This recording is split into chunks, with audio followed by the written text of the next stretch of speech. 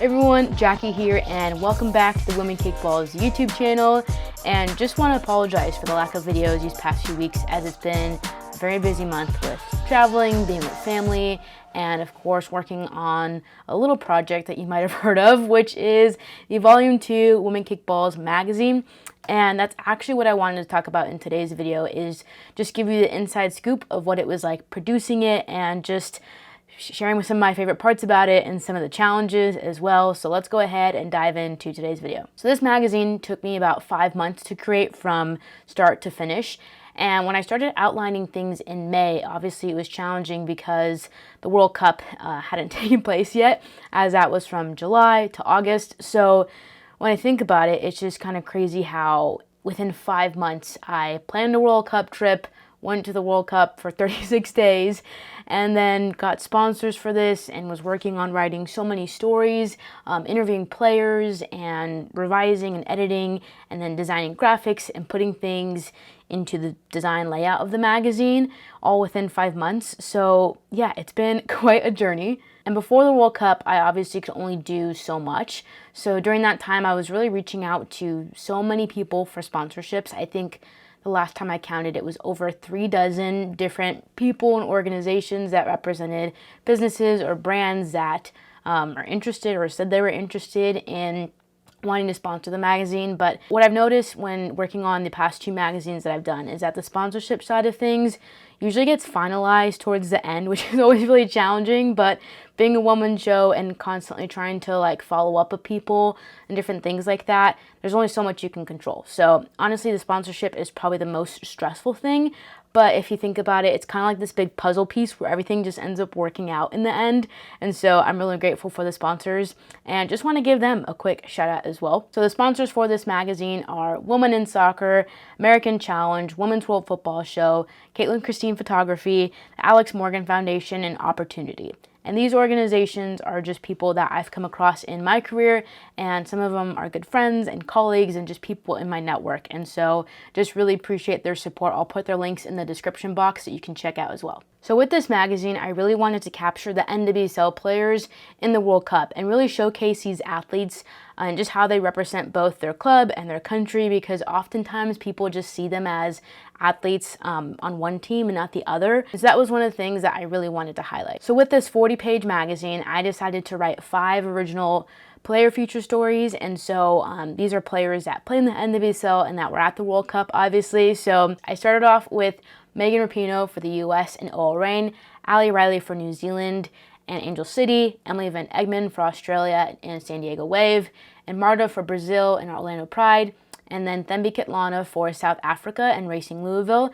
And there were so many player stories across the board that I could have written as well, like Christine Sinclair and just different things like that. So it was really challenging to narrow in on the player features, but I really had to think about just the coverage that I had, or maybe photos or assets that I can contribute to that story. How am I going to get this player interview and things like that? So for these feature pieces, I actually didn't even talk to all these 5 players. And so with that, it was a whole process, but I was able to make it work. And I wanted to share one of my favorite player interviews from this process, and that was with Thembi Kitlana. And she was just so fun and easy to talk to. And her perspective on how she handles challenges is just so inspiring. I was just sitting there in awe and really just fired up from hearing her speak. And so if you have the magazine, it's definitely a cool piece to read. And if not, you should check out the link in the description box and get it there. So another one of my favorite pieces about this magazine that was actually kind of challenging to create as well was this chart on the NWSL players in the tournament. So I think there's around 61 players that were initially participating in the tournament from the NWSL, but then since there was more players being signed on as they were at the World Cup, it was challenging because obviously that added more players to contribute to the list. But since those players weren't with their club team yet, it meant that I didn't have a headshot of them in their club uniform. And this was really hard because the only way I really saw this graphic working out was if I used the team headshot photos. And I quickly learned that some teams are really great about doing this and other teams are not. So yeah, this entire page was a full puzzle that I myself had to like really be creative and just meticulous about. So for the players that did get signed to the NWSL teams during the World Cup, I still wanted to include them in some way, but I decided to go ahead and make a separate page of them with their own graphic about their signing and what that meant to them, just because, like I said, having consistent headshots was a critical part of this.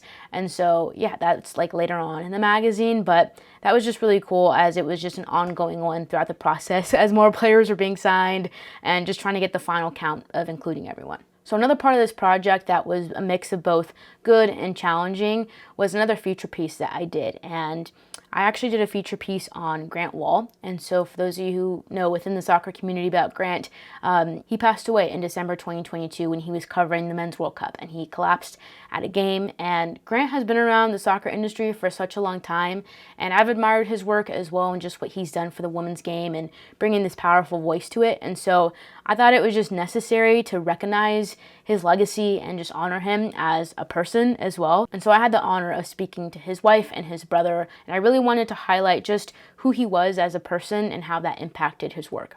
And I've never done interviews like this before where there's just that heaviness, obviously, with his death. And so preparing for that was challenging just because you want to be sensitive to the topic. And so you're just trying to make sure that you're asking the right questions, but being aware of what's going on, especially on a topic that involves death. But even with those conversations and those interviews, it was just so inspiring and eye-opening to see his family members speak so highly of him and even just share what they've learned about themselves or just others in general, or the lessons that they've learned from his death. That was a really special piece to work on, and I wanted to include this because this World Cup in particular had created so many monumental milestones in terms of the viewership and ticket sales and just the results as a whole. And Grant's work definitely contributed to that growth that we're witnessing now. And so I really appreciate the opportunity to be able to talk with his family and just to document that piece. Now here's my least favorite part about the magazine, and that's that I noticed 2 spelling errors after I got all of them shipped to my house. And so I'm not going to say exactly where they're at, but maybe you can pick up on where it's at based off this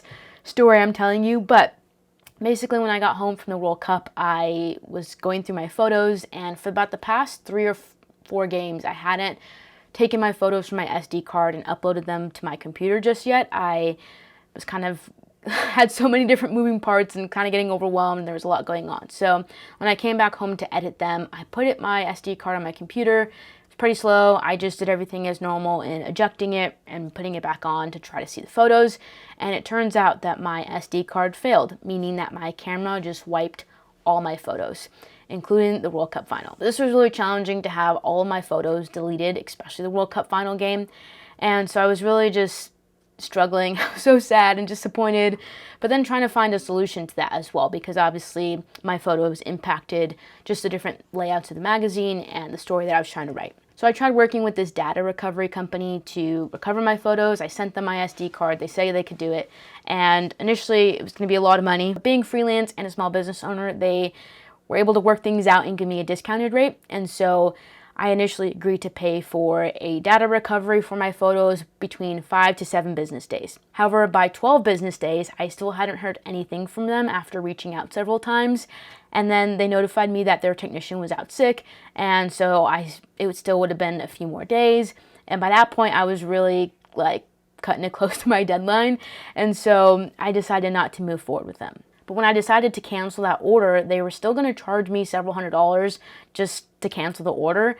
And so that was really frustrating, a lot of moving parts. But anyways, I basically ended up just getting my SD card back to me and not having to pay them, which was good. So by that point, I just had so many photos that were lost that I had to find additional photos to use.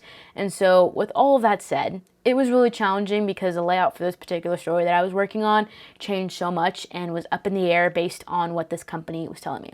That was probably the most stressful thing, of just waiting to hear back from them on what was going to happen with my photos, because yeah, I was paying them a lot of money already, and then they didn't deliver on that service, which was really frustrating, and then didn't communicate that at all. So yeah, I'm glad that they did the right thing and just giving back my SD card and not making me pay for canceling the order when that was their fault. So yeah, it was just pretty crazy and hectic, but overall, that's a summary of what I wanted to share about for this project. It's been so cool to see people's orders and just to hear their feedback on different stories that they like. And honestly, creating magazines wasn't part of the plan when I started doing stuff with Women Kickballs. It just kind of happened. And so, yeah, this process felt a lot more easier to deal with in terms of just like I had one magazine down from doing the first one. I think with this process, there's just so many different moving parts to it with the World Cup scenario and traveling for all that. So yeah, it's been quite a journey. But as I mentioned, if you want to get your hands on volume 1 and volume 2, you can check it out at the link in my description box. It'd be a huge help to support an independent journalist like myself, as I put so much time and energy into this project.